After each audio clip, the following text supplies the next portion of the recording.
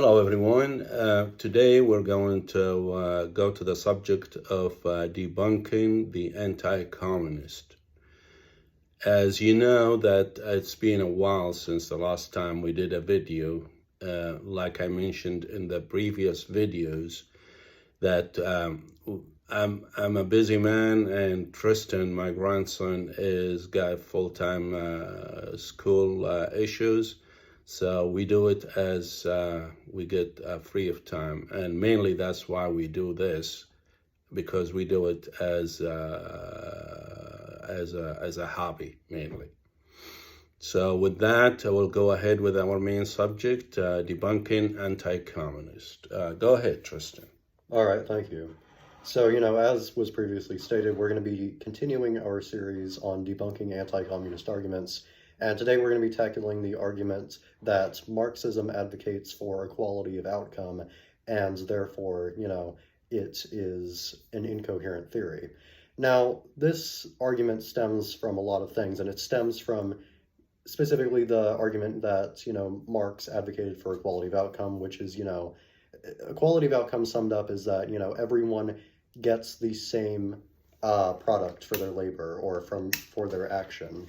So essentially everyone gets paid the same, everyone gets out with the same product or the same reward, no matter what they do.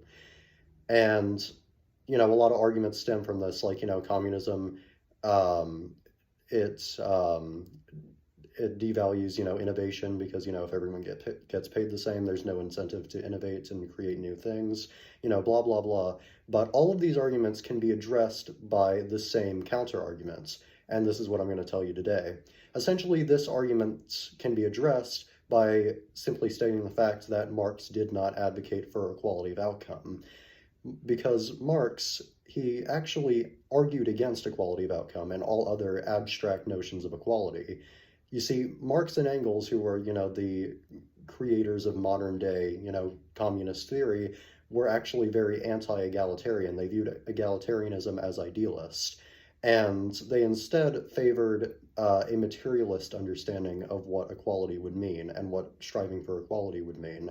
So essentially, instead of, advocating for abstract ideals of equality, which, include all different types of equality, they instead favored a material understanding of the word equality.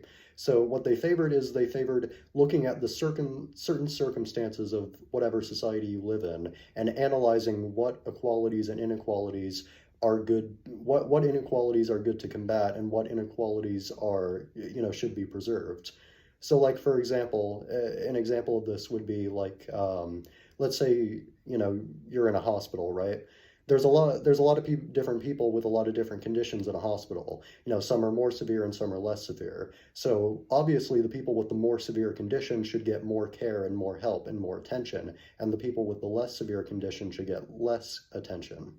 Therefore, everyone's problems can be solved and addressed accordingly. And now this is unequal because everyone gets an unequal amount of attention, but it's still a good inequality because that means that everyone's problem is able to address accordingly, But, if you're looking at a specific inequality that's, bad, like, for example, racism in a society, that's a bad inequality and a harmful inequality, Marx would advocate for, trying to minimize this inequality as much as possible. So this whole argument is kind of debunked by the fact that, Marx didn't advocate for, this abstract ideal of equality. Instead, he favored analyzing the specific material conditions of a society in which you live and figuring out what inequalities are good to combat and which aren't. So that would essentially wrap up the subject as a whole. Thank you for watching.